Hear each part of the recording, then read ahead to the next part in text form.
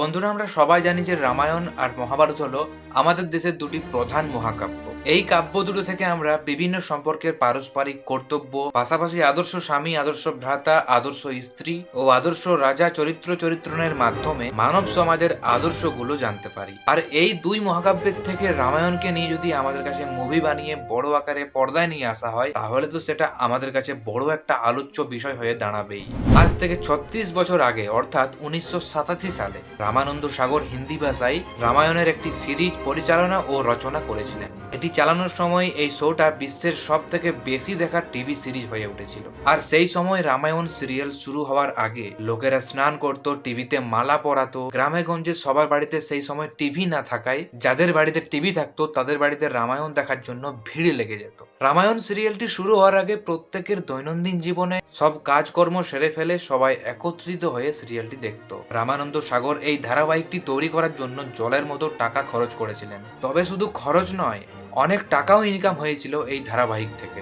78টি এপিসোডের এই ধারাবাহিকের একটি এপিসোডের জন্য তখন 9 লাখ টাকা খরচ হতো, আর পার এপিসোড থেকে প্রায় 40 লাখ টাকা ইনকাম হতো। এই ধারাবাহিকটি তখনকার সময়ে 31 কোটি 4 লাখ টাকা ইনকাম করেছিল। সেটা এখনকার সময়ে কত হয়ে দাঁড়াবে সেটা তোমরাই অনুমান করো। এই সিরিজটি 2020 সালের লকডাউনের সময় আবার প্রচারিত করা হয়েছিল, আর তখনও রেকর্ড সংখ্যক মানুষ দেখেছিল এই বিখ্যাত ধারাবাহিকটি।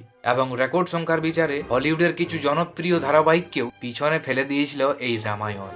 রামানন্দ সাগরের রামায়ণে যে প্রধান কাস্টগুলো ছিল তাদের মধ্যে রাম চরিত্রে অভিনয় করেছিল অরুণ গোভিল। সেই সময় এই ধারাবাহিকটা এতই জনপ্রিয় ছিল যে সাধারণ মানুষ এখনো এই অরুণ গোভিলকে রাম হিসাবেই চেনে। এমনকি অনেক জায়গাতে তাকে সাধারণ মানুষের ভিড়ে প্রণামও করতে দেখা যায়। আর এই রামায়ণে সীতার চরিত্রে ছিল দীপিকা চিখালিয়া, লক্ষণের চরিত্রে সুনীল লাহারি, রাবণের চরিত্রে অরবিন্দ ত্রিবেদী, হনুমানের চরিত্রে দারা সিং। প্রত্যেকটা চরিত্রের অভিনয় ছিল মনোমুগ্ধকর, মানে অসাধারণ অভিনয় করেছিল সবাই, যা একবার দেখলে মানুষ ভুলতেই পারবে না। এরপর আসি 1987 সালের পর রামায়ণকে নিয়ে আর কি কি বানানো হয় তা নিয়ে। রামানন্দ সাগর পরিচালিত রামায়ণের পর 2020 সাল পর্যন্ত কোনো সিরিজ বা মুভি বানানো হয়নি। যদিও দু একটা টিভি সিরিজ বানানো হয়েছিল, তবে সেগুলো রামানন্দ সাগরের রামায়ণের মতো করে দর্শককে আকর্ষণ করে রাখতে পারেনি। এরপর 2020 সালের পর বলিউডে রামায়ণকে কেন্দ্র করে মুভি বানানোর প্রচেষ্টা চালানো হয়। তারপরে একটা মুভির নাম উঠে আসে।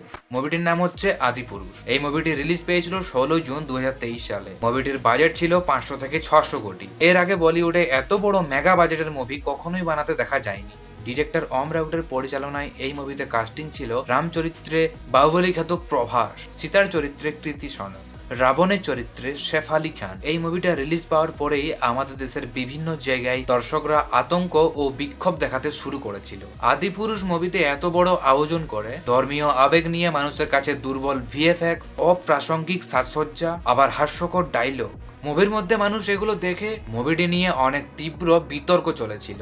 সবাই বলেছিল আদিপুরুষ হিন্দুদের ভাবাবেগে আঘাত করেছে। সাধারণ মানুষের অনুভূতি নিয়ে ছেলেখেলা করে কোনো মুভি পার হয়ে যেতে পারে না। তার সাথে সোশ্যাল মিডিয়াতে ছড়িয়ে পড়া ভিডিওতে দেখা যায় হিন্দু ধর্মের অপমান করার স্লোগান। ক্ষুব্ধ জনতাকে এই মুভির পোস্টার ছিঁড়ে ফেলতে দেখা গিয়েছিল।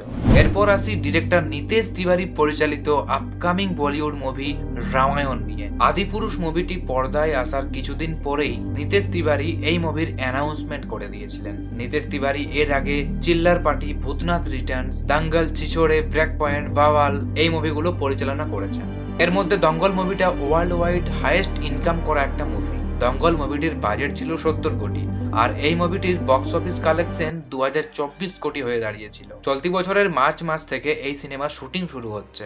ই টাইমস এর প্রতিবেদন অনুসারে বিশাল স্কেলে এই মুভি তৈরি হবে। জানা গেছে এই মুভির শুটিং মূলত মুম্বাইতেই সেট তৈরি করা হবে। রণবীর কাপুর এখানে মোট 60 দিন শুটিং করবেন। এরপর মুভির মেকার্সরা যাবে লন্ডনে। সেখানে নাকি ছবির লঙ্কা অংশটুকু শুটিং করা হবে। সেই শুটিং চলবে প্রায় 60 দিন ধরে, যেখানে যোগ দেবেন কেজিএফ খ্যাত যশ। পাশাপাশি দুই অভিনেতার কিছু কম্বিনেশন শুটও হবে সেখানে। বর্ষা আসার আগেই এই মুভির শুটিং শেষ করে ফেলতে চাই মুভির মেকার্সরা। সূত্র বলছে এই ট্রিলজির প্রথম অংশে ভগবান রাম এবং সীতাকে ফোকাস করা হবে এবং গল্প সীতা হারানোর সংঘাতের দিকে এগোবে। IMDb থেকে জানা গেছে মুভিটিতে Ram as a Ranbir Kapoor, Sita as a Sai Pallavi, Ravan as a Yash, Hanuman as a Sunny Deol, Gurfateh Pirzada as a Lakshman, Kaikeyi as a Lara Dutta, Arun Govil as a Dasharath. আর এই রামায়ণ মুভির অন্যতম অংশ হচ্ছে ভিএফএক্স। এই মুভির ভিএফএক্স করছে অস্কার বিজয়ী কোম্পানি ডিএনইজি। এই রামায়ণ মুভিতে তাদের বড় ভূমিকা থাকতে চলেছে। চলতি মাসেই শুরু হবে প্রি প্রোডাকশনের কাজ, সঙ্গে চলবে অভিনেতাদের সঙ্গে চরিত্রদের চেহারার পরীক্ষা নিরীক্ষা এবং সেগুলির 3D ম্যাপিং মেশন। আর সেই কাজের জন্য এই ফেব্রুয়ারি মাসে রণবীর কাপুর উড়ে যাবেন লস অ্যাঞ্জেলেসে। সব শেষে প্রশ্ন উঠছে যে বলিউডে আবার আমাদের ধর্মীয় আবেগ নিয়ে কিছু উল্টাপাল্টা করে বসবে না তো? প্রশ্ন হচ্ছে, রামায়ণ কি আবার রিক্রিয়েট করে বানানো উচিত? এইরকম প্রশ্ন ওঠার কারণ হচ্ছে আদিপুরুষ মুভিটা। আদিপুরুষ মুভিটা আমাদের ধর্মীয় আবেগ নিয়ে ছেলে খেলা করে দিয়েছিল, তাই এইসব প্রশ্নগুলো উঠছে। তবুও আমি বলি আমাদের প্রাচীন মহাকাব্য রামায়ণকে নিয়ে মুভি বানানো উচিত, কারণ রামায়ণ হোক বা মহাভারত, দুটো মহাকাব্যতেই অনেক আদর্শবান শিক্ষা রয়েছে, যেগুলো আমাদের ভবিষ্যৎ প্রজন্মদের সবার জানা উচিত। বর্তমানে টেকনোলজি অনেক এগিয়ে। 1983 সালে রামানন্দ সাগরের রামায়ণ যখন বানানো হয় তখন ভিএফএক্স এতটা উন্নত মানের ছিল না। তবুও সেই রামায়ণের প্রত্যেকটা চরিত্রের অভিনয় আমাদের কাছে এখনো চিরস্মরণীয় হয়ে আছে। সেই রামায়ণ আমরা এই অভিনয়ের জন্যই মনে রাখতে পেরেছি। ডিরেক্টর নিতেশ তিওয়ারির কাছে আমরা আশা করব যেন রামায়ণ মুভিটা ঠিকঠাক ভাবে বানানো হয়, কারণ এই মহাকাব্য রামায়ণের কাহিনীটা সবারই জানা। এ নিয়ে মুভি বানানো হলেও সবাই দেখবে এই মুভির প্রেজেন্টেশন কি রকম। যাই হোক, রামায়ণ মুভিটা আসছে 2025 সালে। এই মুভিটা 3টা ভাগে ভাগ করা হবে। এই মুভিটা নিয়ে কে কতটা এক্সাইটেড আর এই মুভিটা নিয়ে কার কি মন্তব্য তা অবশ্যই কমেন্ট বক্সে জানাও। আর এই ভিডিওটি ভালো লাগলে ভিডিওতে একটি লাইক, আর চ্যানেলটি যারা এখনো সাবস্ক্রাইব করে রাখোনি তারা অবশ্যই চ্যানেলটিকে সাবস্ক্রাইব করে দাও। দেখা হচ্ছে আবার এরকম কোন একটা পরবর্তী ভিডিওতে। ততক্ষণ সবাই ভালো থাকো, সুস্থ থাকো, মুভি দেখো। Bye bye, take care.